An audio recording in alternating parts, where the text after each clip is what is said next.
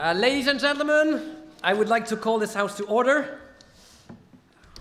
Welcome to the first ever debating match in the École Alsacienne. Monsieur le censeur, I'm very afraid of your censorship.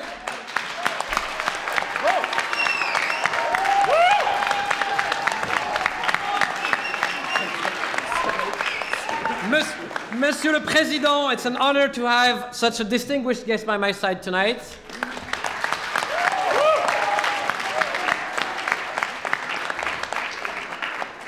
Dear debaters, dear students, listen carefully and take notes. There will be a test after this.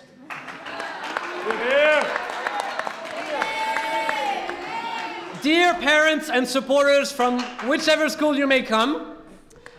Dear single hot supermodels, if there are any in the room tonight.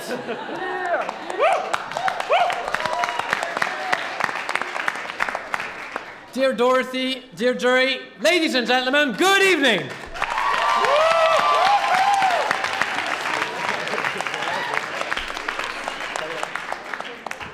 Some of you have no clue as to what's going to happen tonight. Be prepared, because somebody very important is going to explain the rules later. But before we start, let me introduce myself. My name is Victor Penaud. I'm a former student of this institution, Bac plus 5, so that kind of dates all. And I am now a chemistry student, which explains why I'm here tonight, at the École Normale Supérieure, where I discovered debating, and I participated in the FDA tournament 2 years ago. So I'm basically a dinosaur. I am now Ecole Alsacienne Debating Coach, and I'm very, very happy tonight to be the organizer of this top-level debating match between two institutions, École Alsacienne on my right, ENS on my left. But I am not the only person who made this possible. It all started with one highly motivated student, Mr. James Pooler. Mr. James, could you be like the real Slim Shady and please stand up?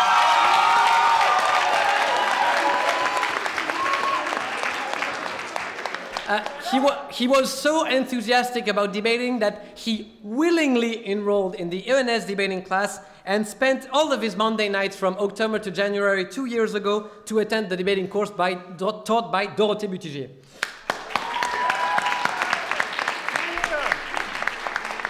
He turned out to be an excellent debater and convinced a lot of his fellow students at the École Alsacienne to join him and create the École Alsacienne Debating Club. I came in September for an information meeting. I had something around like 10 students in a room, not as much smaller than this one. First class, 15 students. Second class, 35 students. Apparently, students had brought a couple of their friends to the class. From September until last week, I've tried my best to pass on my experience as a debater to these students, and I must say I was very, very impressed. And none of this would have been possible without Mr. Brice Parent, the censeur of the École Alsacienne,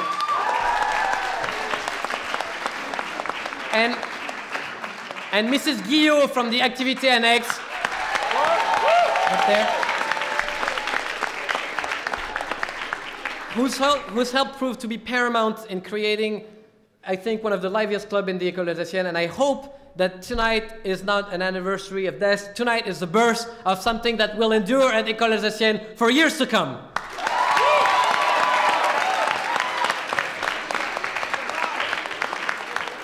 And finally, I couldn't have done this without Dorothée Butigier, who's the ENS coach and the equivalent of Master Yoda, but less green and taller. Dorothée Butigier, the ENS coach.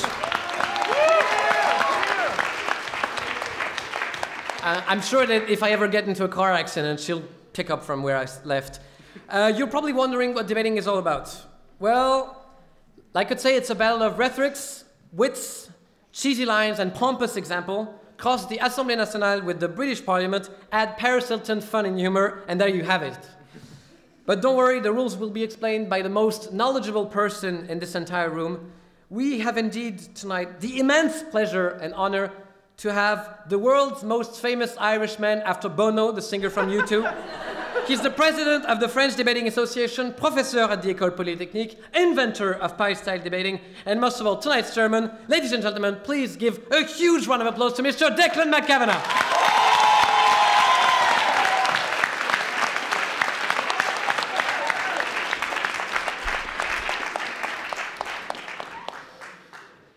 Monsieur le censeur, debating is about coming together, is about exchange. I hear that you are warm. I hear that you are ready. Are you ready, ladies and gentlemen? Yeah! Debating is also about meeting people, about making friends. And I have to say, debating is about exceptional people. And one of those exceptional people precisely has just introduced me. So I would like you all precisely to put your hands together and give a very, very warm round of applause to Victor for all that he has organized.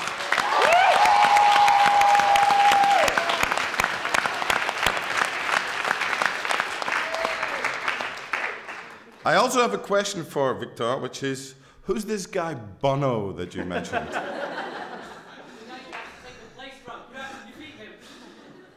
There is, in debating, one simple rule. Apart from the fact that it's all about precisely speaking and talking, there is only one other rule, and that is silence. Silence of the mobile phone variety. So I will ask you, please, if you have not done so, to do what is necessary with your new technology. Allow me to run through very quickly the rules of the combat that you are about to see this evening. I feel extremely privileged precisely to be here in this institution, the first time for me, but I would like to begin by introducing the two teams that you are going to see. I have no doubt that the team on my right, on your left, the government team, will be welcomed with great aplomb and great applause, and that is the team from the École Alsacienne.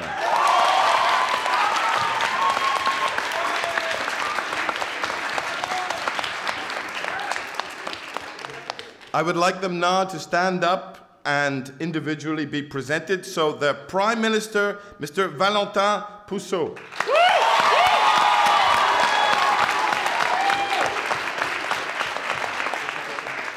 The second speaker, in the FDA we call her the Chancellor of the Exchequer, Ms. Apolline Merz.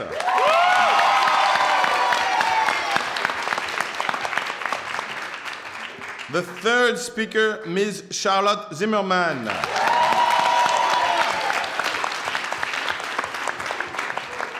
The fourth speaker you have already heard of and about, and that is Mr. James Puller.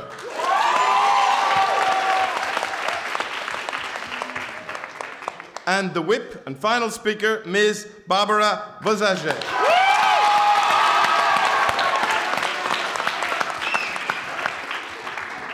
In opposition, I would like you to give an equally warm and friendly welcome to the team from the École Normale Supérieure in the opposition.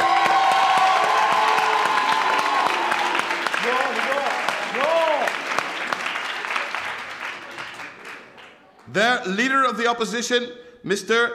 Alex Blackhouis.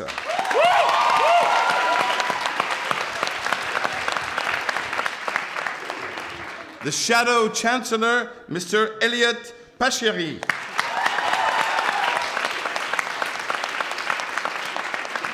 Shadow Third Speaker, Mr. Victorien Coquery.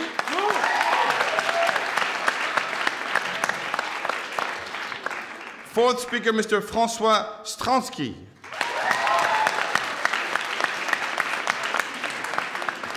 And the final speaker, the final official speaker of this evening's debate will be the whip from the opposition, Mr. Rami Abou Shel Baya.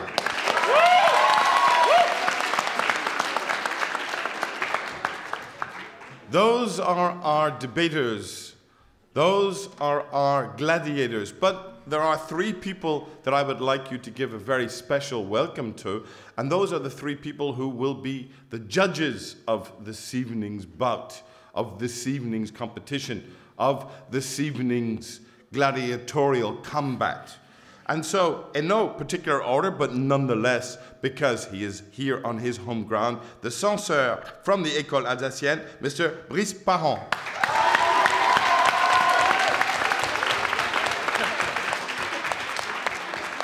Second member of the jury, a very popular English teacher, I believe, here at the École, and that is Ms. Kelly Morkel.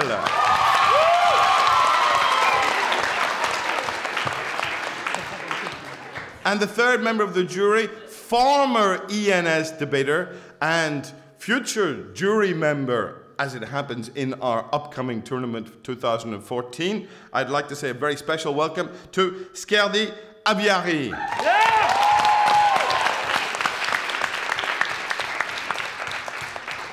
Ladies and gentlemen, you also will have your opportunity, because debating is not just a team sport, but also a spectator sport.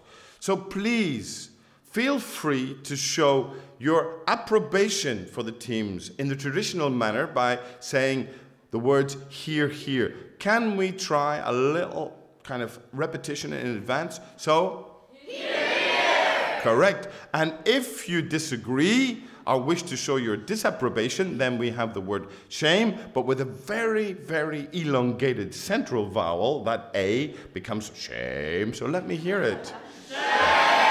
Oh my goodness, you are in great voice. Fantastic. Watch out, debaters. This is going to be a serious evening. Okay, each speaker, beginning with the Prime Minister, followed by the Leader of the Opposition, and consecutively by one member from the government and the opposition side, will speak for 5 minutes. They have a total of 5 minutes with a 30 seconds tolerance at the end. During that period, they can be interrupted by what we call points of information. Points of information are raised by members of the opposing team, standing up with their hands on their heads or with their arm outstretched, saying very clearly to the speaker here at the podium, on a point of information, sir, on a point of information, madam.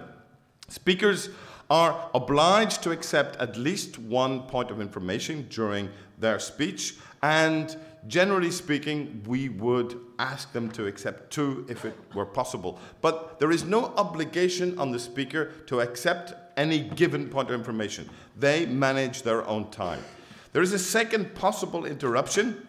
Now, I should say that during the point of information, the time, and I will explain the timing in a moment, the time continues, whereas during the second interruption, that is to say, point of order concerning the running of the procedure of the debate, then the speakers stand up, point of order, Mr. Chairman, and they address that point of order to me. The debate is stopped, and the timing is stopped, and that point of order is addressed to me, and I make a ruling on that particular point of order. Those are the 2 main pieces of procedure that you need to know. Timing. After 1 minute, we will hear a bell. The bell will be rung like this. Now, let me tell you,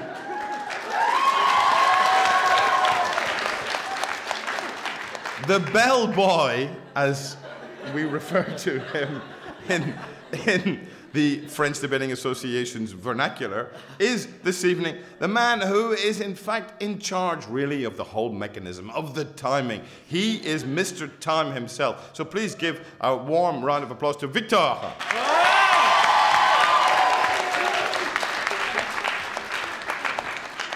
After 4 minutes, we will hear a similar bell. That means that the time for point of information, in fact, has elapsed, and that the speaker can no longer be interrupted by point of information. The speaker has therefore around 1 minute to conclude his or her speech and to bring his or her remarks to a conclusion. After 5 minutes, we will hear an elongated version. You notice the difference? Very good. And that elongated version means that the speaker should, in fact, finish as quickly as possible with, let's say, 30 seconds, as I say, of tolerance. Ladies and gentlemen, speaking of tolerance, you have tolerated me enough. You have not come this evening either to see Victor nor myself. You have come to see the gladiators do combat. And therefore, it is with enormous pleasure that I announce to you the motion before the House is: this House believes that it is better to learn than to be taught. And I now call upon the Prime Minister to address the House on that subject. Ladies and gentlemen, Mr. Valentin Poussou.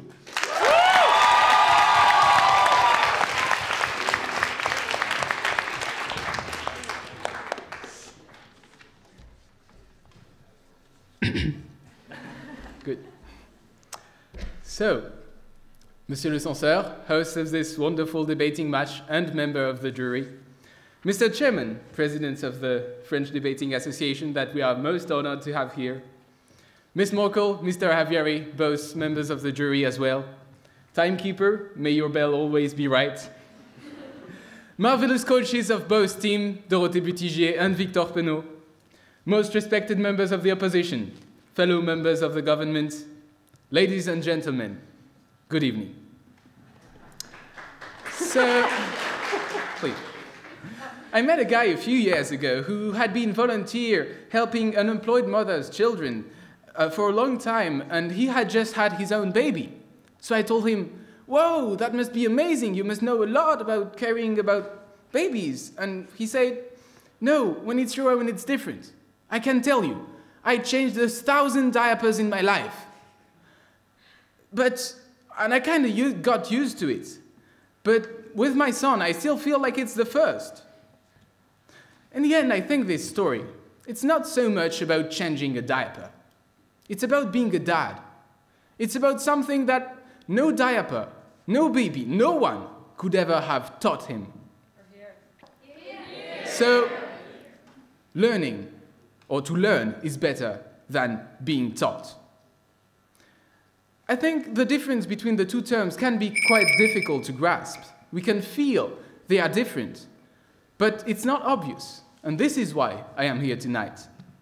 So I start by defining what being taught and learning mean, before explaining why our team believes that to learn is better than being taught.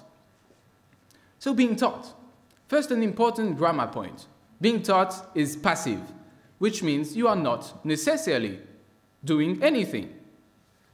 In fact, being taught implies that someone intentionally wants to teach you something, and that you are just the recipient of knowledge. I once met a lonely old guy that loved to whistle by himself but hated to hear others whistle. And I didn't know how to whistle, so I followed him. At the beginning, he couldn't even hear me. But when I got better, when I learned, he started hearing me and he got very upset. He said, "Stop this! I didn't want you to learn that!" So, being taught is limited. Learning is infinite. Because learning is the process that leads to knowledge of any sort. And the concept of learning is much broader than being taught. Learning does not necessarily require the presence of others, and it's an intimate process. Even when you have the help of others, it's still something that works for you. You know, teachers often say, "I can't learn that for you. That's a job only you can do." Being taught does not necessarily need to knowledge. And I think it is... Yes? Do you think you can learn everything by yourself? You don't need any teacher? Never? No, we don't think that. I will come to that later, thank you.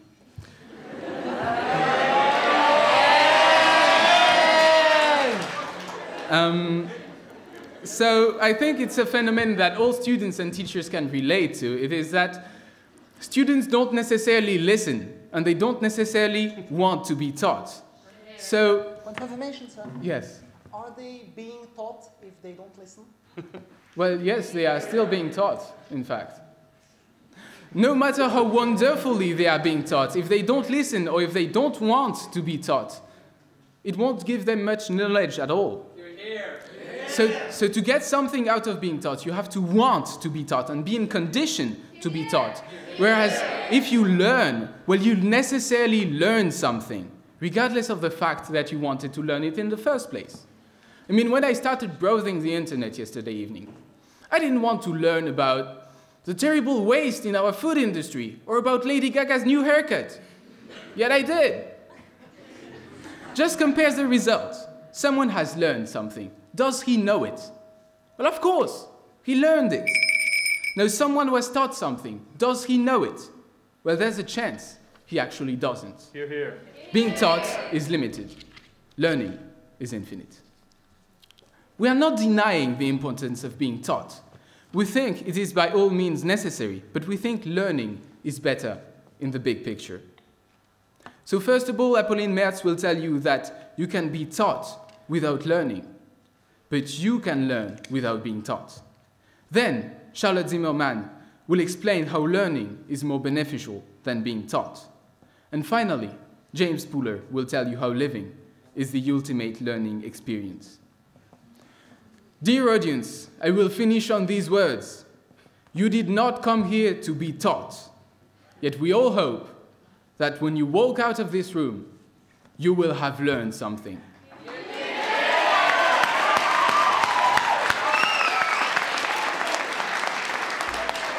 Being taught is limited. Learning is infinite. Thank you.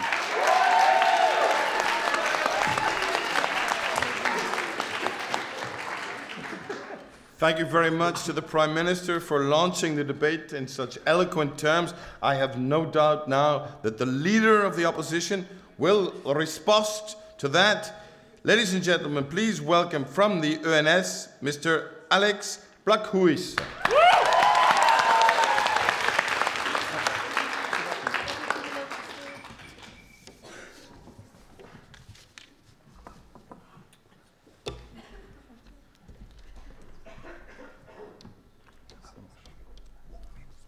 Monsieur le censeur, Mr. Chairman, Mrs. Merkel, Mr. Javiari, well-respected bellboy, honorable members of the government, who will soon learn who is the superior team, wise members of the opposition, who will soon teach who is the superior team.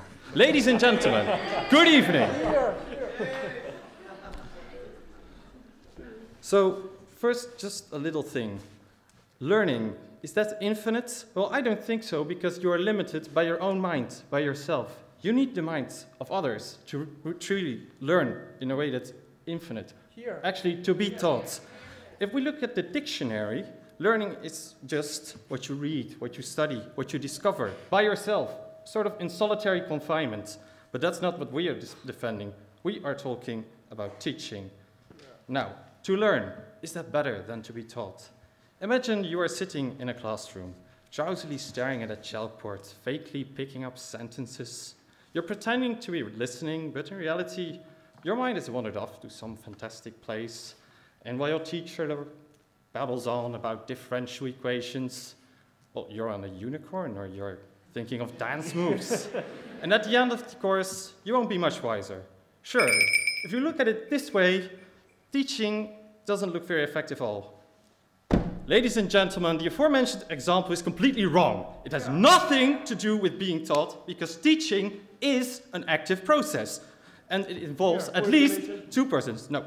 What we, the members of the opposition, are defending tonight, is the superiority of human interaction over solitary learning. Teaching happens everywhere around us. At every instant, when you discuss with your parents, when you're dancing with someone, when you explain the attentive house that they are mistaken, the important thing is to participate and to profit from the input of others. That is teaching. And when a teacher is talking to someone who is absent, he might as well be talking to a rock. That's not teaching, and you can't teach a rock anything. Now that we have enlightened you about the meaning of teacher, let's furthermore clear up why being taught is better than learning. It is more efficient, there's more variety to it, and it is the more social way to do it. So first, Elliot will teach us a lesson or two about the efficiency of being taught. Just a quick figure. You retain only 10% of what you read, as opposed to 30% of what is demonstrated, 50% of what you discuss, and 90% of what you teach to others. It is also more efficient in terms of life expectancy. Imagine... Yes? Are we talking about being taught or about teaching? Well, both... They're actually quite the same thing, because we're teaching all at the same time. So when you're taught something, you're also going to teach it to other people. But we're talking about being taught and teaching at the same time. But first and foremost, about being taught. Now, imagine you're a chemistry student, like Victor, for example. Well, if you're a chemistry student, and we're speaking of life expectancy, we're speaking of the lab. And in the lab, you will encounter some very, very dangerous chemicals. Chemicals that make you infertile, that create toxic fumes, that can explode the fume hood, that can set yourself on fire, that burn well, holes in your hands with acid, or you just simply die or have lived through excruciating pain for the rest of your life. So to efficiently prevent these dangers, you need a teacher. You need someone to tell you in advance about these dangers and about these mistakes so that you don't make them. Okay, so that was about efficiency. Subsequently, Victorien will give you a wonderful lecture about the variety of things that can be taught. There's very precious knowledge out there that can only be obtained by the help of others. It happens to be that today's opposition is very fond of dancing. How do you learn that? Well, not by a book. You will need teachers, other people, to correct your movements. You will need a dance partner that will give you a mean look when you step on her feet. And there are plenty of other things that require the human interaction to be taught. What about sports? What about reading? What about debating? Finally, François will explore the social dimension of teaching for you. How can we master social interaction? By doing it, by being taught, by the virtue of teaching being a mutual process. Your entire social knowledge depends on your interaction with other people. Your idea of love is not based on a Jane Austen novel, but rather on your own experience and your own exchange with other real people. Other people teach you what love is. After processing all this information, it is time for revision. Rami will butcher any inconsistencies left after this debate and will make sure that you retain what you have heard today, namely that being taught is better, and this is due to efficiency, variety, and community. To have your mind blown requires someone else to think of something that you couldn't imagine yourself. I would like to finish with a German proverb. He who undertakes to be his own teacher has a fool for a pupil. Ladies and gentlemen, let's not be this foolish pupil. Let's reject the motion. Thank you.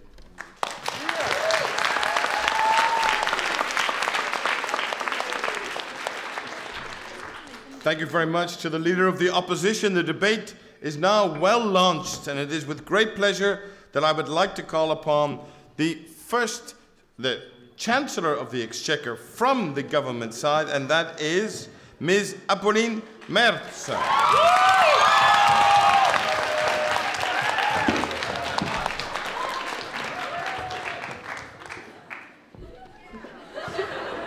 I'm sorry.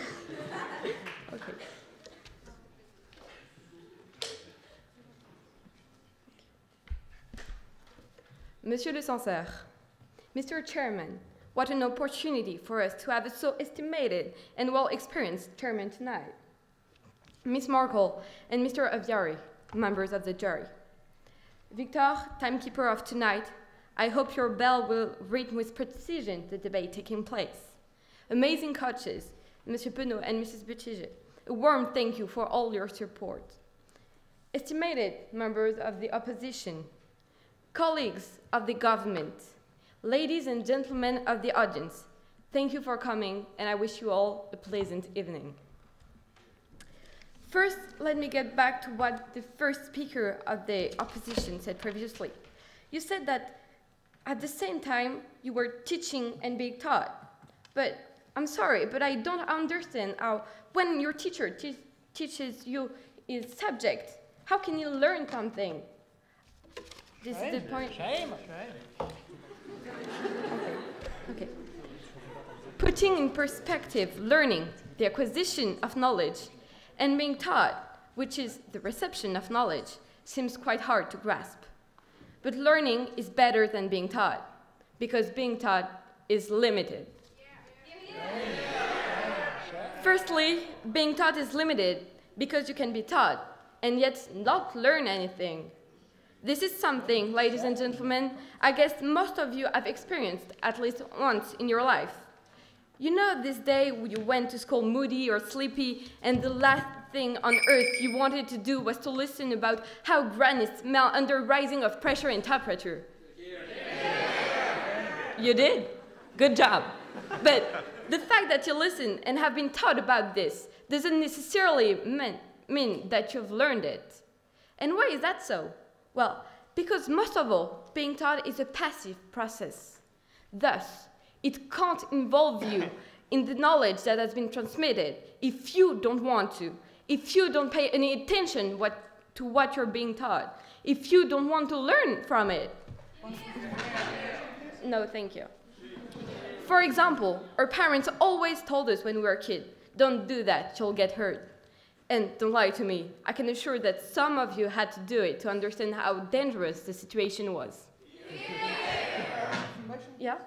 Do you think you have to put your fingers in the plug to try and see what's happening? Well, it's not something that can be learned or can be taught. It's something that is instinctive because we're a human being and we have an instinct that tells us that it's going to hurt. You're here. No, thank you. Yes. The idea here is that being taught doesn't necessarily make you understand the subject. It can give you a general idea about it. In that sense, being taught doesn't fundamentally allow you to grab a topic, an action, a fact in its whole, as it can be subjective. As Benjamin Franklin said, tell me and I forget. Teach me and I remember. Involve me and I learn. Thus, being taught allows you to learn only if you seize the essence of the precise subject and only, no, thank you, and only if you interpret it your own way. Therefore, being taught is limited Point of because, yes? So involve me, it's just you, not the other person. Yes.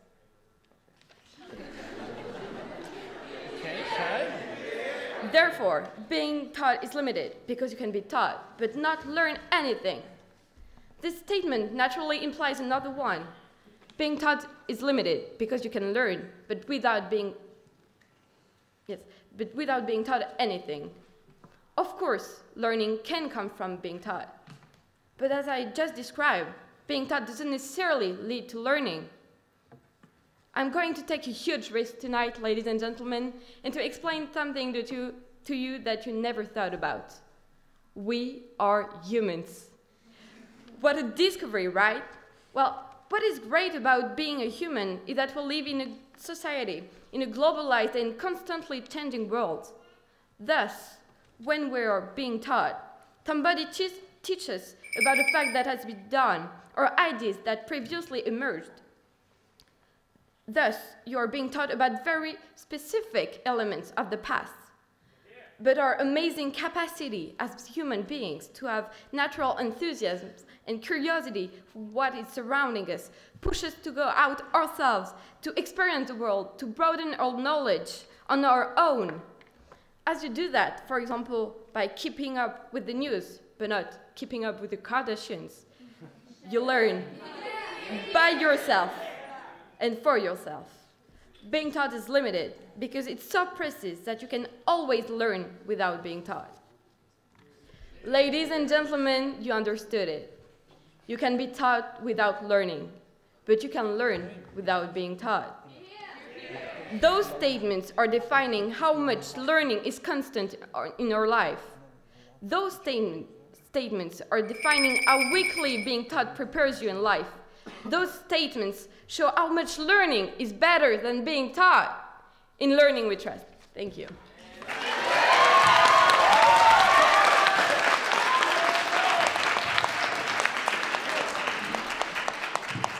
Thank you very much to the Chancellor of the Exchequer.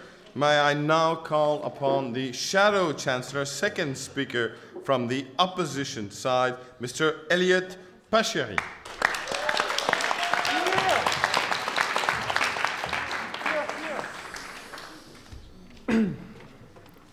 Monsieur le censeur, Mr. Chairman, Mrs. Merkel, Mr. Aviani, Bell Beaver, honorable member of the government, fellow member of the opposition, and ladies and gentlemen, good evening. Well, about the electric plug, so you say there's no need to talk to someone that it's dangerous, so there never have been any accidents with electricity because we all know intuitively that it's dangerous. Here. And your point, yes, we are all humans, so we can't learn everything. We are limited, so we need other people who are, yes, humans too, but who can help us to see things we haven't seen. So yes, we are humans, we need a teacher. Here. So, I wonder, what will happen if we let this government run an hospital? Well, Here. it will be an hospital where surgeons have no teacher, since they don't need them. So surgeons will learn by themselves. So they will study books for a few years, and they will start to do their first operations. Of course, by themselves. So, no one will be here to explain them how the operation works. No one will answer all their questions. So, to your opinion, how many people they will have to butcher before saving a life? Here. I'm sorry, I wouldn't set my worst enemy to that hospital. So, yes, this hospital I just described is a complete nonsense. It's not efficient at all. It's the same for driver licenses. You don't learn to drive by yourself. Yes? Please? Are you aware that we never denied the need for teachers? Yes, but...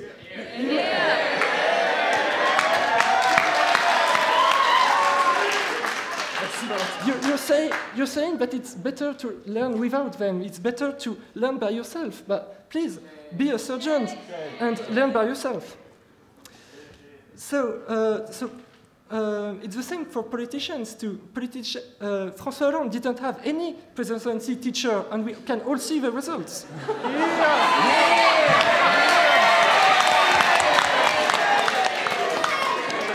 So, in all these cases, to be efficient, a teacher is needed. Also, for being efficient, another key point is motivation. And this is what teachers are for.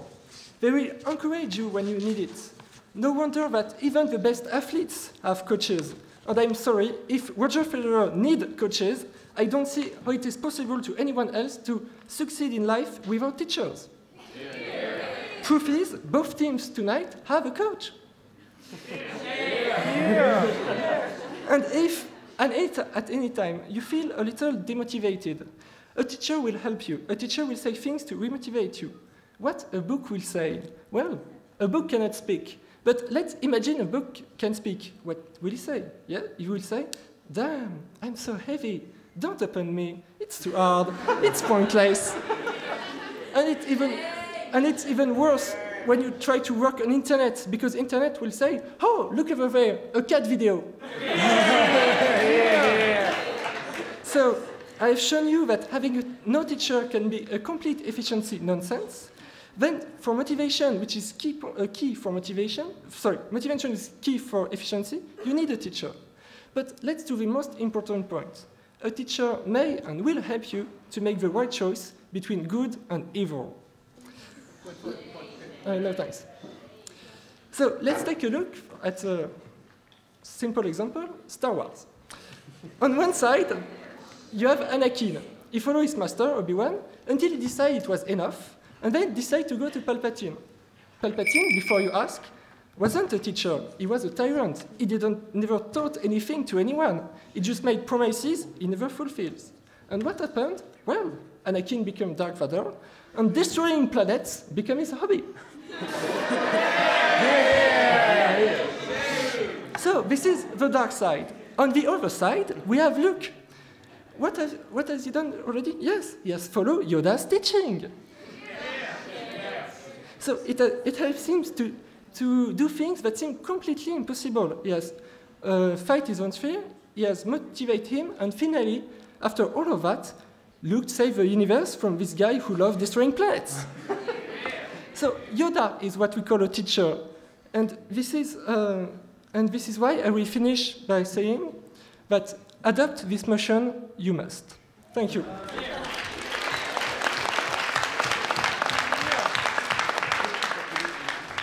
Thank you very much to the Shadow Chancellor. Moving on now to the third speaker from the government side, Ms. Charlotte Zimmermann.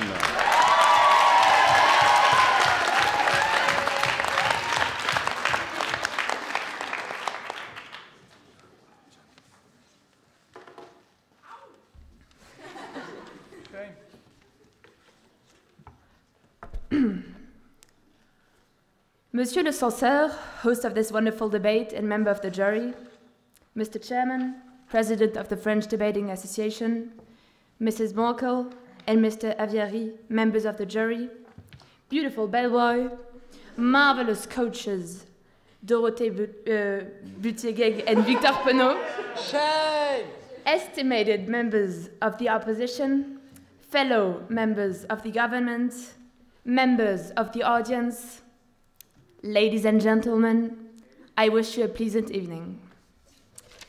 First of all, I would like to react on something the last member of the opposing team said. You said that we are saying that we don't need to be taught. However, we are only saying it is better. Therefore, I would like to come back to what Apolline said, because as my team member, Apolline said, being taught is of course essential, but it is limited. It is limited to what is known.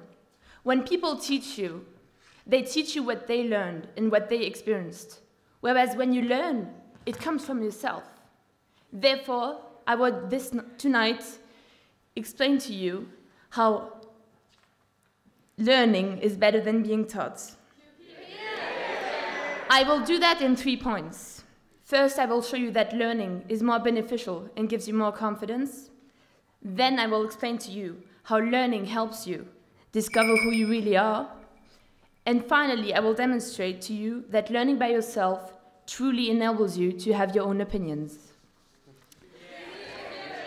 So, learning by yourself gives you personal satisfaction and confidence. Kids usually start walking at around 1 year and a half. At that age, I was still moving on the floor. I could simply not get on my 2 feet. You should know I was a bit plump when I was a kid. But then one day, I overcame my incapacity and I walked. I can still remember my parents screaming, "Run, Charlotte, run!" Learning by myself how to walk. Yes? While you were learning to walk, were your parents in the kitchen? No, my parents were not in the kitchen. Learning how to walk by myself provided me with the best feeling of satisfaction. I must admit, it was a quite small step for me, but it was a huge step for my confidence. As we today have scientists in the opposing team, I would like to now take the example of a math demonstration. If your math teacher asks you to demonstrate a property, wouldn't it be far more satisfying if you managed to demonstrate it by yourself rather than having to wait for him to tell you how it goes? Yes, it would, because learning gives you far more satisfaction. Learning, whether it is from a book or a personal experience, is far more enriching for you than the passivity of being taught. Because when you're learning, you are the one experiencing, you are the one living. Going to the concert of the Rolling Stones, for example. Isn't it far more satisfying than being taught by your music teacher how it is? This leads me to now conclude my first part. When being taught, I can, like the Rolling Stones, get no satisfaction. Whereas learning gives me satisfaction, pride, confidence, and helps me staying alive. When learning, we also have the opportunity to perceive and understand things in our own way. I went to a psychologist when I was a kid. He would show me a drawing of random shapes and ask me what I saw. And I would have to say it, because what you see and how you perceive things says so much about who you are. Imagine now if the psychologist had told me what was on the drawing. It would have been of absolutely no use for me. Therefore, by giving us a greater freedom of interpretation, learning is also a way of getting to know ourselves better. When learning, we draw our own conclusions and can therefore build our own opinions without being directly influenced by someone else. When you are only taught, when you simply receive knowledge, you might find yourself believing in things that you don't stick with your inner values. Indeed, when taken to an extreme, teaching can lead to indoctrination, as it is the case in George Orwell's book, 1984. Teaching becomes a tool against the people. People in that book cannot learn. they are only taught. They can't truly think, and they can't believe in what they want. Hence, only being taught can, in extreme cases, lead to obedience and conformity. Learning, on the opposite, gives you an independence of thinking, a critical thinking. And this is what makes you able to understand the world better and shape your own opinions. Finally, tonight I have shown you that learning brings you more satisfaction and confidence than being taught, that it can help you get to know yourself better, and that learning assures you that your opinions are yours and only yours. These beneficial effects of learning drive all our lives. Research, for instance, is a constant process of learning. Of course, you need to have been taught about your subject in order to do this job, but the very own nature of this job is to learn. Your job is to discover, because learning benefits you, but it also pushes the limits of knowledge. Learning is better than being taught. Thank you.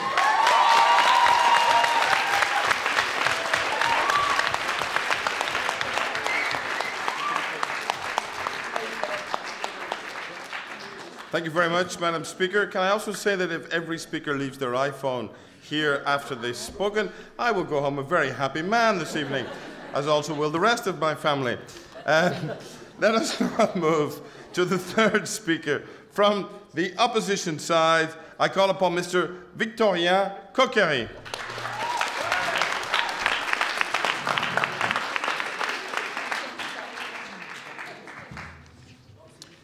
Dear Monsieur le Censeur, without whom there wouldn't be any teaching in this house, respectable chairman, we often need someone to oversee people learning. Dear Mrs. Merkel, who's doing a wonderful job. Dear Mr. Javieri, who's been taught debating for so many years. Dear bell person, who'll teach us the time to speak and the time to stop. And thank you, by the way. Dear coaches, who I cannot say we don't owe a lot. Dear members of the government, being taught in this wonderful school, École Alsacienne, I'm happy you're proud of it, since education really is a blessing. Dear fellow debaters, by who I humbly have to admit I have been taught a lot. Dear audience, who's listening with so much attention to what's being said, I wish you all a good teaching night.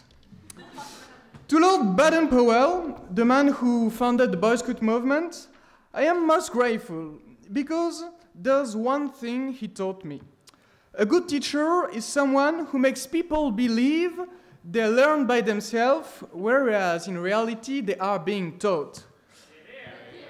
Well, I assume they have very good teachers at the École Alsacienne. Charlotte said it's better to go without a teacher. Then I advised her to try to play the violin without a teacher. She said it is more limited to have a teacher. Well, then why do the people who do sport at high level have a coach? Maybe it's more limited with the coach? I don't know. You said you have more confidence alone. As for myself, I thought that a teacher could help me and give me confidence and encourage me. And you talked about the demonstration in mathematics.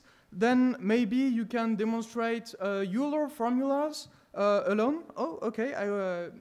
I hope I wish I were as smart as you. But dear audience, I think that's very good to think that. But for me, I have to admit, I am as weak as to need someone to explain me quantum physics or the last new theory in math or how to turn on the washing machine. Actually, why do I need to be taught? Why do I need to be taught and not try and risk to let everything explode? I need to be taught because being taught is more efficient than to learn alone. That's what Eliot told. I need to be taught because it makes me a part of a community. That's what François is going to teach. But I also need to be taught because thus I may know more things than if I had tried to learn myself. That's what we call variety. Indeed, as the Tao Te King said, learning alone is a pity, teaching gives us more variety. Well, according to our experience, we all can say the Tao Te King was right. We are always taught more than what we wanted to learn. So let me talk about my personal experience. When I was in 12th grade, I had this wonderful teacher, Mrs. Daisy D, who used to read any text in such a way that we wanted to laugh, or to cry out of laugh, or to jump to the ceiling. So emotional it was. That's the way we understood reading. Isn't just understanding, it's giving a soul to a text. Thank you, Mrs. Daisy. You changed my life. And no computer would have done that as well as she did. So being taught is about variety, because we are always taught more than we thought. Learning alone is a pity, teaching gives us more variety. Well, let's keep on meditating on that sentence. Being taught is about listening to a variety of persons, not focusing only on yourself. Let's say you want to learn how to swim alone. You might lose lots of time unless you die very quickly under the water. On the contrary, if you have someone to teach you, someone to tell you the right way, someone to correct your mistakes, then you'll not only have the time to go and buy the baguette for your mother on the way back from the swimming pool, but you'll also get to know other sports like football, debating, baseball, Kama Sutra, and anything you need to succeed in life, and that cannot be learned alone. How smart you will be! There's no such path to variety than to be taught immediately. Being taught is about variety, it surely is. My music teacher at the Conservatoire National de Paris had a huge mistake in his mind. He thought Lady Gaga was the best singer ever. Obviously, it's false. The best singer is Britney Spears. But at that moment, I had to give arguments to convince my teacher. Arguments about the sounds of her voice, about the emotion in her lyrics, about her physical arguments. I learned to defend myself, which is a knowledge I use every day. I don't think I could have had this knowledge without a teacher to answer me. So let me quote Timothy D. Jackson, a guy who was awarded Teacher of the Year in Kansas City, Kansas. There's no teaching without being critical and no learning too. The guy was right, dear audience. There's no other way to get a true knowledge with variety than to be taught. So remember and meditate. We're being taught more than we thought. Listening to various people and being critical. Learning alone is being sad and ill-educated. And here's a testimony I read in the LA Times the other day. I quote, "I'm so sad because I thought I could learn by myself, but in fact, I made a lot of mistakes. Now I belong to the unemployed and my wife divorced me after killing my children. Yes, dear audience, without my teacher, I am a loser. So feel the tuition and reject the motion." Thank you.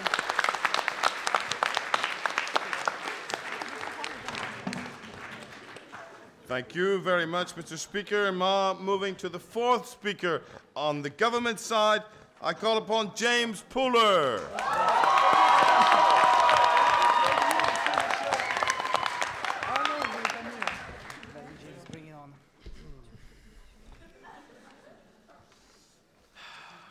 Monsieur le Censeur, thank you for invaluable support in this project. Mr. Chairman, it's a pleasure to have you here, sir. Miss Morkel, apologies for skipping class earlier, but don't worry, I was out learning. Mr. Javiari, thank you for coming. It's been a long time. Coaches, Mrs. Butigier, Monsieur Penaud, masters of rhetoric and wits, without whom none of us would be here tonight. Thank you. Members of the opposition, members of the government, members of the audience, good evening. Well, Monsieur Coquery, you had some fine points tonight, but I'd like to come back on something. You are the perfect example of someone who just won't learn. We never said that we don't need teachers. We never said that we don't need to be taught. As a matter of fact, being taught is essential. But a good teacher is one who sparks curiosity in his student, who accepts and pushes him to go beyond what is being taught and to go learn by himself and for himself. Now, what does this tell us about the motion? Well, although the distinction between being taught and learning might seem weak, learning is still and always will be better than being taught. Why is that? Because learning is infinite. Think about progress. It's something we've all tried to achieve in different parts of our lives. We try to expand our limits to be more efficient in whatever we love doing. We can't be taught how to achieve personal progress simply because it's personal. Sorry. We can't be taught how our projects will or will not be successful because we have to go out there and undertake them to truly learn. Living is the ultimate learning experience. If you don't go outside and try to learn, sorry man, if you don't go outside and try to learn from real life experience, you won't accomplish as much because otherwise you'll be living in dogma, the consequences of other people's thinking. To make real progress, you have to go beyond what is being taught. And that is where innovation comes from. Innovation comes from those who are courageous enough to follow their intuition and are not afraid to learn from their mistakes. Yes? Are you trying to teach us something? No, I'm just hoping that by the end of the night you will have learned something.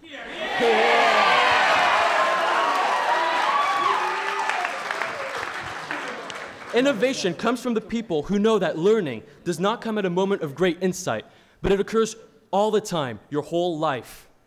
And it is the desire to learn that defines our passion for something, or someone, if you know what I mean. Passion cannot be contained. Passion can make us achieve just about anything. And it is the very passion of learning that gathers us here tonight at the École Alsacienne, and that has brought together the brilliant minds of the École Normale Supérieure you see here tonight. Not the passion of being taught, the passion of learning. Progress comes from learning. Being taught how to progress is safe, it's limited. But that alone won't make you progress. Real progress comes from taking a risk. The risk of having to learn from your mistake. And that is why we have our fears.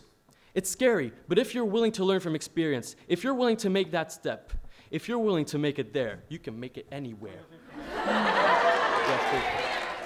What is the point of all this learning and innovation if you don't teach it to others? And what is the point of other people learning and innovating if they don't teach it to you?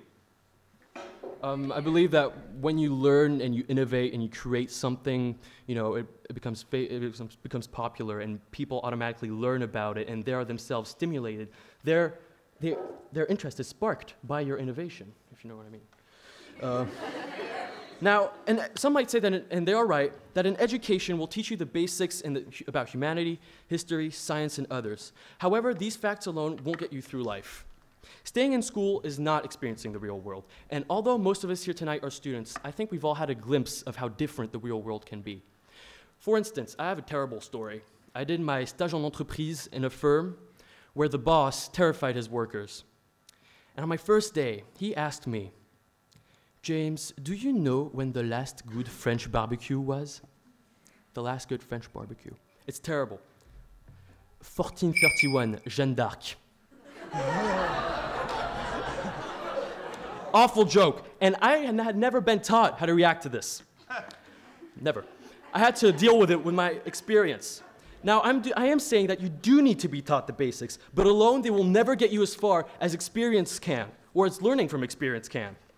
Being taught is enough to know about what has been done and said in the past. But to improve the future, you have to go out there and learn about the present. Ladies and gentlemen, learning is what awaits all of us at any time or situation in our lives. Learning is what keeps us going. Learning is better than being taught. We're taught many things, but we have so much more to learn. We're taught how to speak, but we have to learn how to be heard. We're taught how to spend our life, but we have to learn what to spend it on. We're taught to count the moments when we overcome the impossible, but we have to learn that we've only begun and that our greatest accomplishments still lie ahead of us. We are forever learners, for learning is infinite. Learning is better than being taught.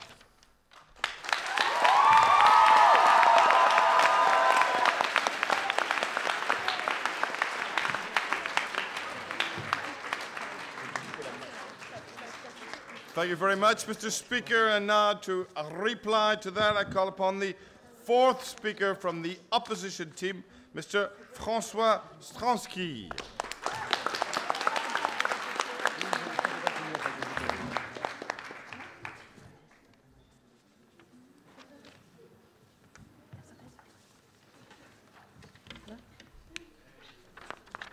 Monsieur le censeur, Honorable Chairman, Monsieur Javieri. No, I'm sorry. You always be scared in my heart. Madame Merkel, efficient, precise, effective, best timekeeper. Members of the government and equally esteemed members of the opposition, I thank you all for teaching me not to come to a friendly debate in casual clothing, because I would surely not have learned that by myself. And you, students from École Alsacienne, and yes, you in the back from the ENS, I see you. Tonight, we will decide whether learning or teaching is better, but you'll still have to do both. I also regret to tell you, members of the government and the jury, that we have won. I know that because I've studied the art of debating for 10 long years. I have studied socio, anthropo, paleozoology, whateverology. I have a doctorate in it. I've read every book about debating, politics, and everything that has existed. I am a master of rhetoric because I've learned everything there is to be learned about it.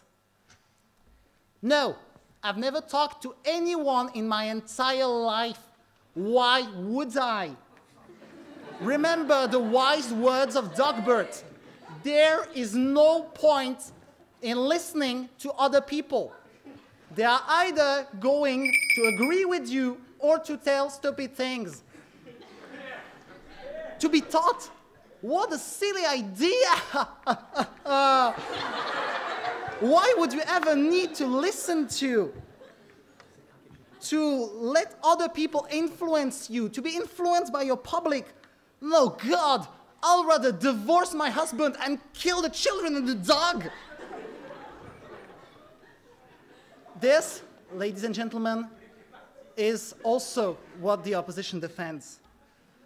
I got to admit, and I sounded like, well, pardon my French, an idiot. And this might be the kind of mistakes it leads to. You said research is a constant process of learning. No, we would still be in the Middle Ages if it were so. Research is about every scientist teaching all the others the infinitesimal, small bits of knowledge they have learned. And yet, this learning is just a small, tiny bit of information. For information? Of course. Can you be taught how to discover things? Excuse me? Can you be taught how to discover things? Yes, of course. Technology, techniques, analysis, mathematics, rigor, all of this is taught, not learned. As a wise man once said, learning is infinite, and infinity is long, especially towards the end. Learning is but the smallest part of research, and teaching is the rest.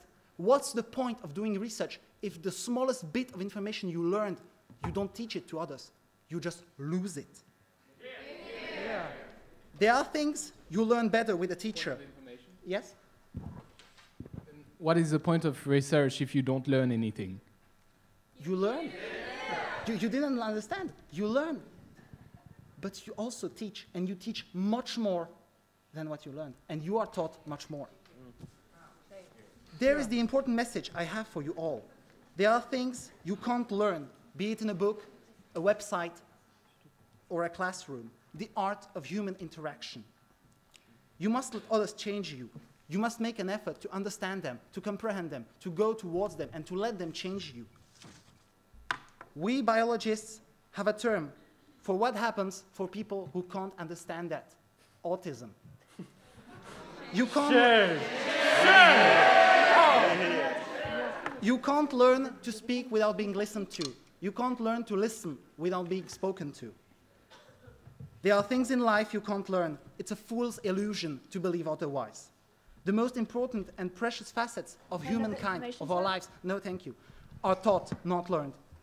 and there is no greater pleasure than to share them with others. Our communities are based on social skills, and these skills cannot be learned. Interacting with others is teaching them and is being taught by them. Let's talk about social rules women and mothers always bother us with. How often were you annoyed to hear, don't sneeze on your little sister, and don't interrupt people when they are talking, except for POI, guys? As a kid, or as a standard, well, man, you learn these rules because every time you didn't respect them, people got mad and yammed about you being a jerk, and you were all like, blah, blah, blah, I can't hear you, la, la, la. And it was bad. And it was bad because they tried to make you learn the rules. They didn't teach them. They just plop, dump them on you. When you think about it, these rules are simple conventions that make life easier for everyone. When people try to talk, they quickly find out that it's better if no one interrupts others. And sneezing on others is fun. No, no, no, no, it's not fun, it's mean. Sneezing on others is mean. Remember that. Why would you ever do that? But to truly understand that, you need to have lived with people, to see what it is to live with in an actual community. And this is why your mother could never explain why to you. You can't learn politeness, you can't learn love, you can't learn to be nice. You cannot be, but you can only be taught and teach it as well. This is why, ladies and gentlemen, and honorable members of the jury, I say tonight, my friends are my teachers, and without my teacher, I am a loser. And this is why I beg you to reject the motion. Thank you.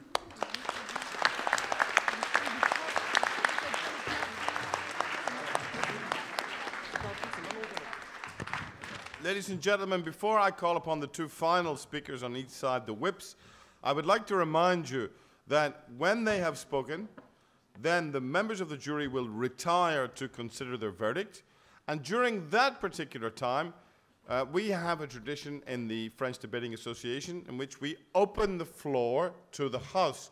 So that is to say that you, the members of the audience, as wonderful as you have been and as vociferous as you have been in your hearing and shaming, will have nonetheless the opportunity to take the floor and to pronounce your speech either for the motion, against the motion, or on the motion, or alternatively to ask questions to either of the two teams. So I would like you to take that into consideration.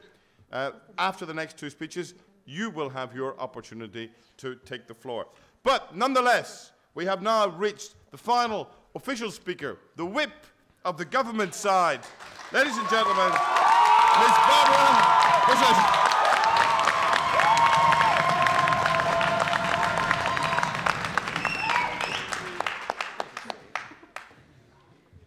Monsieur le Censeur, host of this wonderful match, Mr. Chairman, Mrs. Merkel, Mr. Javier, Bellboy, thanks to whom we will hear and then learn by ourselves when it is time to stop. Brilliant members of the opposition, friends and members of my team, members of the audience, good evening. Ladies and gentlemen, the motion we're defending tonight is that it's better to learn than to be taught. I know the members of the opposition are scientists. Still, preparing this debate, we hoped that they knew the difference between teaching, which is active, and being taught, which is passive.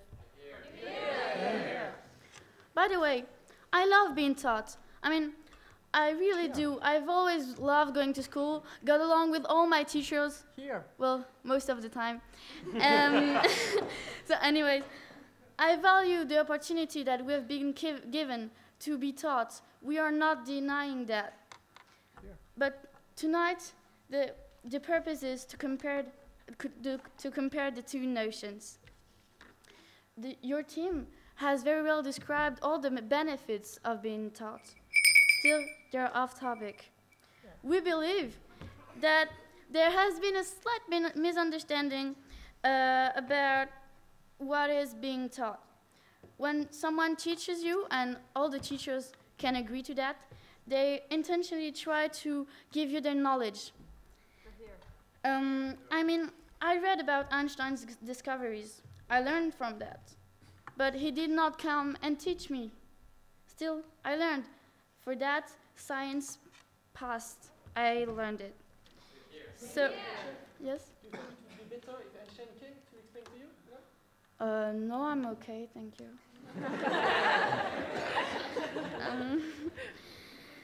So that is not being taught.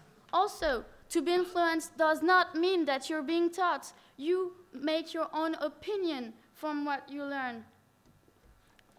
Also, then I also wanted to say that the members of the opposition said that we could not learn forever because we are limited. The human mind might be limited physically and technically, but we wish for an everlasting process of learning. Therefore, we believe that your team has made a huge mistake when stating that we could not learn all the time. We can. Learning is infinite. We can learn from going in the streets and talking to someone. We can learn from being in class, that is true, but we can learn everywhere. Here. Point of information. Yes? Can I please remind you that when we're talking to someone, that is actually someone teaching us, as we defined earlier? Well, no, when we talk to someone, he's not actually teaching us. I mean, just 5 minutes ago, no, maybe half an hour ago, I was talking to my friend. I can assure you, I don't think their aim was to teach me anything. We need teaching, that is true. The team of the opposition said that we needed teaching because we needed the basis. But is the basis what is the best? Do we aim for what is basic? We don't think so, I don't think so, and I think the audience does not think so. Hear, hear. We and the humanity aim for the best. To conclude, I wanted to thank the opposition for the debate. You really taught us, oh no, sorry, no, you did not. We listened from you.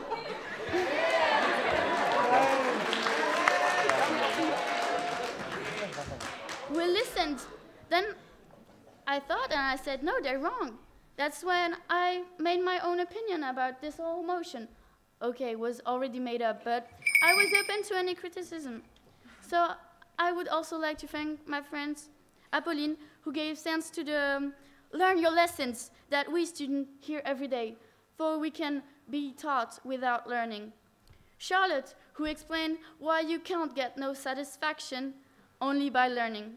And James, who always looks at the future, at progress, and did not fail his reputation because he proved that learning transcends being taught, for learning is infinite. And Valentin for his astonishing speech. We are not teachers, but we hope that by the end of the night you will have learned something. For we believe that learning is better than being taught, because we believe in progress, we believe in critical thinking, and we believe in the future. Thank you very much.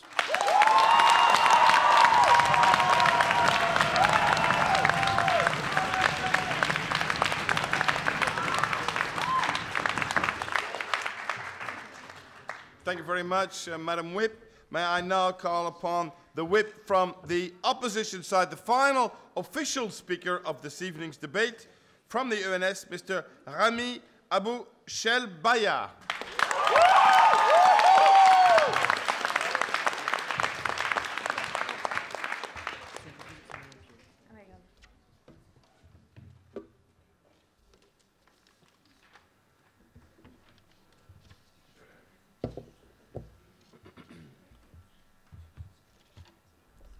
Monsieur le Censeur, Mr. Chairman,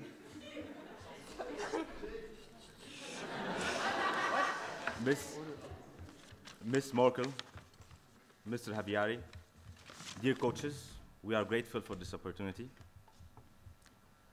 Dear bellboy, honorable members of the government, fellow members of the opposition, and of course, my lovely audience.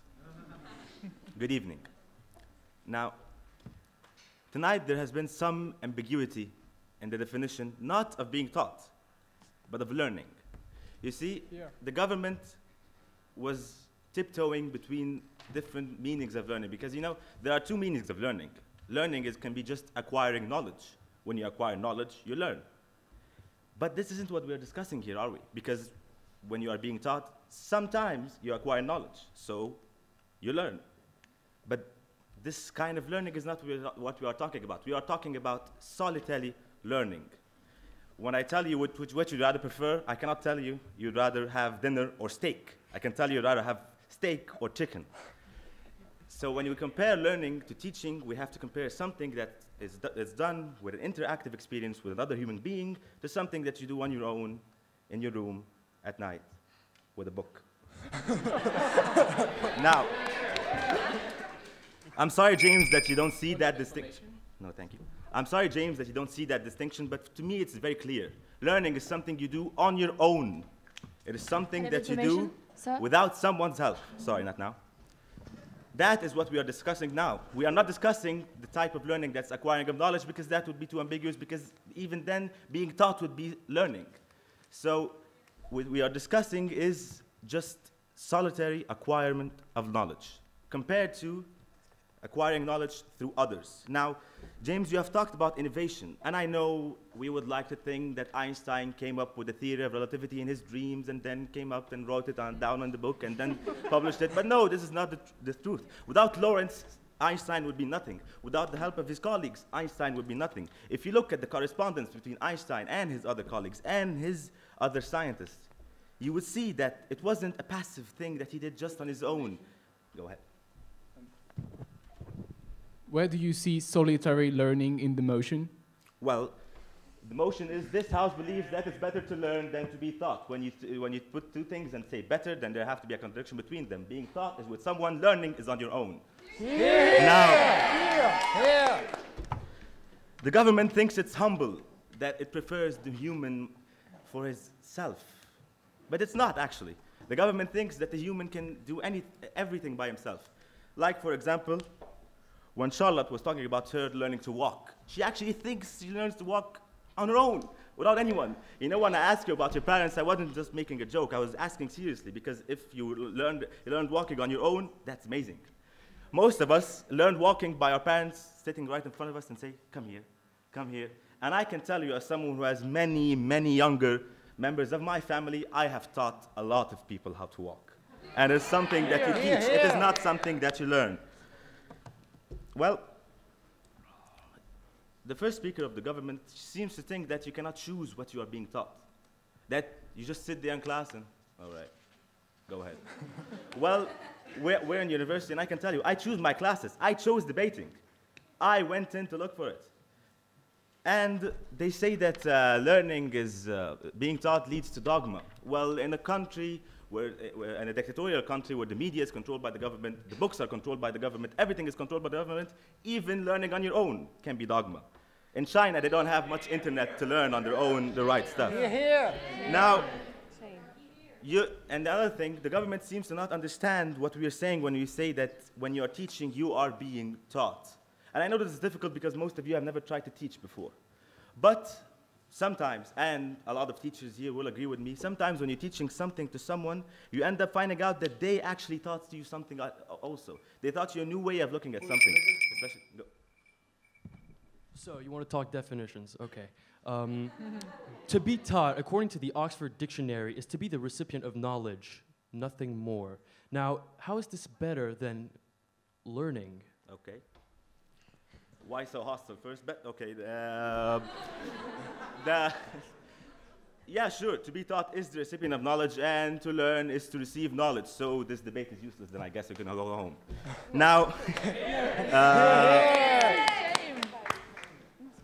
well, you also tell me that when you learn, you form your own opinions. Well, where did you think these opinions come from? When you discuss with other people, sometimes you find out that your opinion has some faults in them. That's being taught. When you talk to your parents and tell them, well, I think I should be able to do drugs, they will teach you why this is wrong, and you will in the end decide. But still, they taught you. Just because you decided, just because you came up with the final conclusion does not mean you weren't being taught. Now, to conclude, ladies and gentlemen, after a long night of debating, I propose to the jury one question, just one question. Which would you rather have? Read the best book written by your favorite author, or actually discuss it with them? And with that question, I leave you to, and I hope that you would reject this motion. Thank you, ladies and gentlemen, and good night.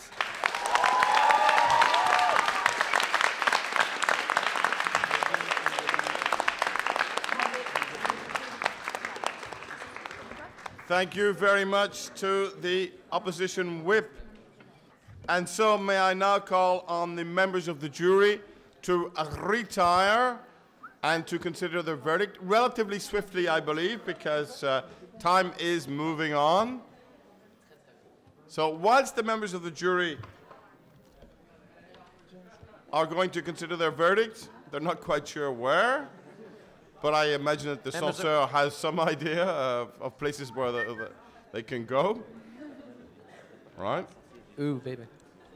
Whilst the members of the jury are considering their verdict, ladies and gentlemen, as I promised you, you will have your opportunity now to speak. Victor has a roving microphone, which he will rove in your direction if you would like to raise your hand. It's a fascinating motion insofar as it deals with, obviously, with teaching and with learning. I believe we have a lot of teachers and a lot of learners in this room, and perhaps some who are a little bit of both. So I imagine that we will have an inundation of hands going up who would like to take the floor and say what they have to say on this particular motion, or alternatively, as I said, to ask a question to either of the two teams. Right, apparently we have someone already on this side of the house. Yes, young lady, no, young man here. Okay, sorry. Yeah. You hear me? Okay, good evening. I was just wondering, a question for the government, because I don't know if you know, but at the ENS, we're also prepared to be professors. So I don't know if you had any jokes about professors telling that being taught is better. Or maybe I taught you something, sorry. Okay, I'll start over again. Could you repeat your question, please? I mean, I can hear you. He was asking if you had any jokes regarding the fact that ENS students are prepared to become teachers. Jokes, no. Shame! I myself would have had a couple of the fact that these people are getting paid. They're getting paid tremendous amounts of money to become teachers later on. Whereas Ecole Alsacienne students have no money at all. Tremendous amount of money? Who's your daddy? Pascal Penaud.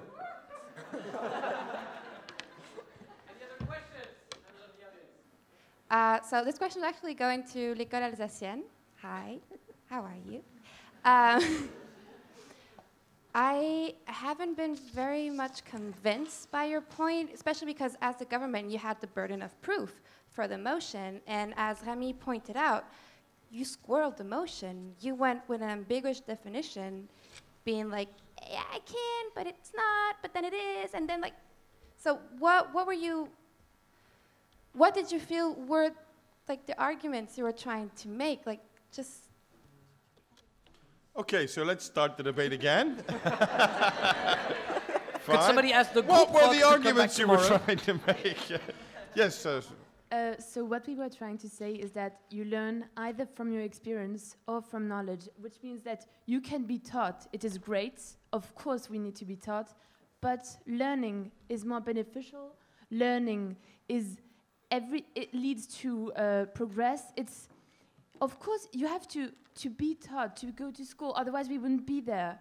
But once you're outside of school, once you have finished learning, which you never do, but once you have finished being taught, you can teach others and you can continue learning. So we were trying to, how we understood the motion is that learning is a process that comes from you, whereas teaching is external. Teaching is from someone else. So you are dependent, so you are influenced, so it's of course it's different, both of them. And I think when we meant learn, it's not only learn from a book and be kind of taught by the book, as you said, from if we read a book and we stay at home, but learning from experience and meeting people and talking with them. And so I believe you kind of felt like this was teaching, but we don't think that when we talk to someone, that person teaches us something.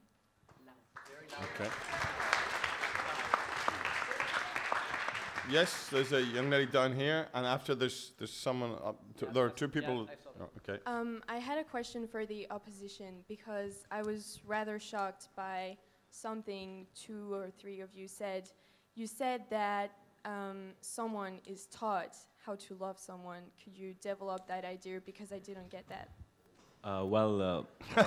Have you never heard in the movies the guy saying, "You've taught me how to love"? That's a pickup line. Well, it works. It works. It works. No, it doesn't. That's why I'm single. No, but what we meant with our definition of being taught, it's whenever you have social interactions, you're being taught. So love is a social interaction. It's in essence the definition of being taught because it is a social interaction. Maybe it doesn't go well with the definition of teaching that there's a professor telling us information, but this is not really how we saw teaching. Because it really isn't. Because even if you're just sitting around in your classroom listening to the guy talk, you're not being taught. Even if you are not participating, if you're not asking questions, if you're not discussing, you're not being taught. Well, you can do that at home. The internet has video lectures. It doesn't mean that you're being taught just because you're listening to a professor speaking. You have to interact. Teach me how to love you. Plus, we had to fill my part, and we didn't have any ideas, so we took what we had. Well, sue me. Okay. Hello, I have a question for the opposition. Yeah, I wanted to know why you decided to change the subject, because the subject is better to learn than to be taught. I'm sure you can read, but so what did you say that the government was saying they didn't want to be taught and they just want to learn by themselves? They said it was better to learn than to be taught. They're not against teachers. Oh. Okay, first of all, calm down. Then next, I didn't mess with the motion at all. Whenever you have a motion, you have two contradicting ideas. The government didn't put two contradicting ideas in front of each other. They put one which was teaching, yeah, it's good and it's fine and we need it, and they have the other which is learning, which they seem to englobe teaching. That's not talking about two contradicting ideas. You're talking about something, and you're talking about the thing that it belongs to. It's like the example if I'm comparing dinner or steak. It's not a comparison. You have to actually compare two things that you can choose between. If I tell you which is better at running, a fish or a leopard, it's not a question because a fish doesn't run.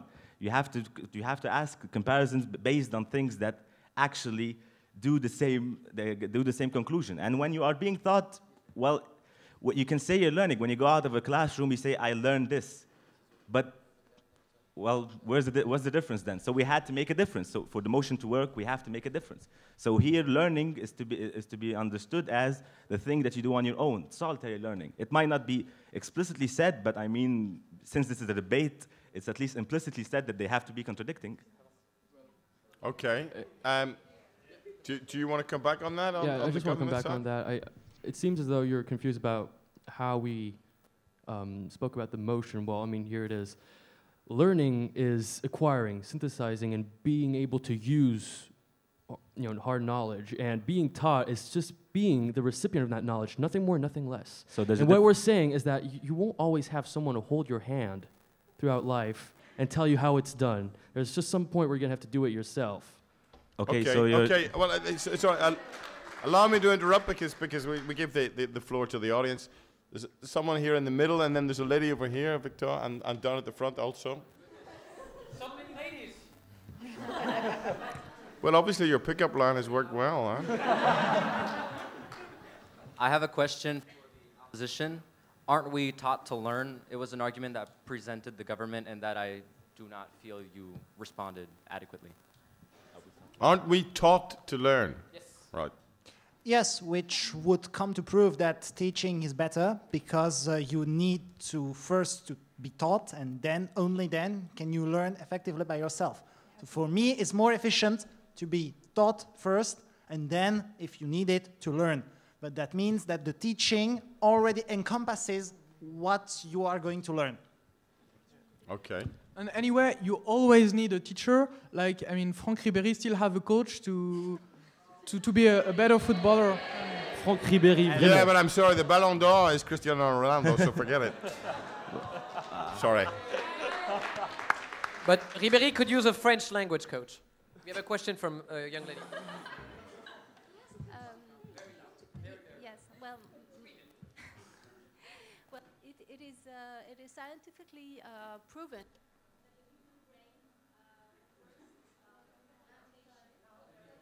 Could you please hold the microphone? Yes, and this is how now today. This is how we turn microphones on. We do it the same way as the people before us. That's imitation. So, Victor, can you get that microphone closer? So this is how, for example, autism has been researched, and it's the mechanism of not being able to imitate prevents the person from adopting certain communication skills. So can we say that when we are being taught, we are inevitably in an imitation process? So that's the question. And is it, can we say that when we're trying to learn, we are escaping how this naturally and scientifically proven process of imitation? So to sum up your question, learning would be through imitation and teaching would be escaping that natural imitation. The other way around. Yeah. There are a number of people down here, I think, at the front. Hey, come on. Not so athletic. Thank you. This is a bit of a sensitive subject, but I wanted to ask, is it better to learn or to be taught? No, it's not that. No, it's not that. No, it's not that. We can have a debate about that subject if you want. No. Is it better to learn or how to be taught the physical act of love? Nice save someone there. wants to answer that question, apparently. No. Oh, okay, all right. Perhaps the chairman can answer to that question. The chairman being from Ireland, I have to admit that I was neither taught nor learnt. It's just within. I'm told it's due to the fact that it rains all the time and you have nothing else to do. Well, I have to admit that reigning is something which is done by kings and queens, but not by us, because we look after ourselves. I had a question for the opposition. Don't you need to learn things by yourself, be able to choose by yourself what you want to do, where you want to be, and who you want to be? Well, so you're asking that you can only choose by yourself if you learn by yourself. Ladies and gentlemen, I now hand over to the members of the jury to deliver the verdict, sir.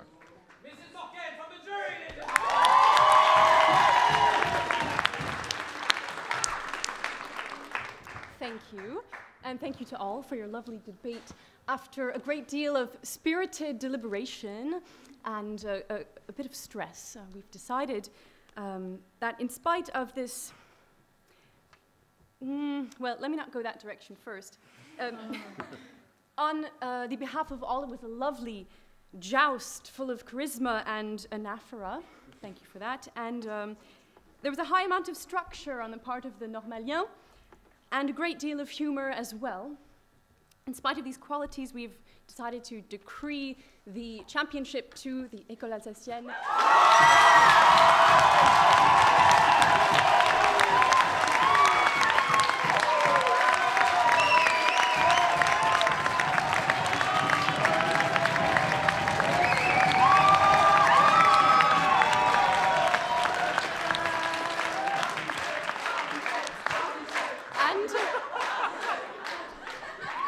The best speaker for this tournament is Rami.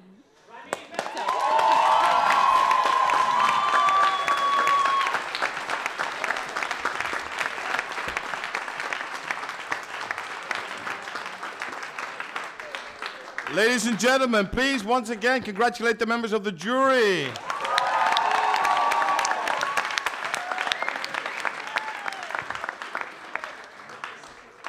Very well done to the team from the École Alsacienne. And congratulations for a very spirited fight, obviously, from the École Normale Supérieure.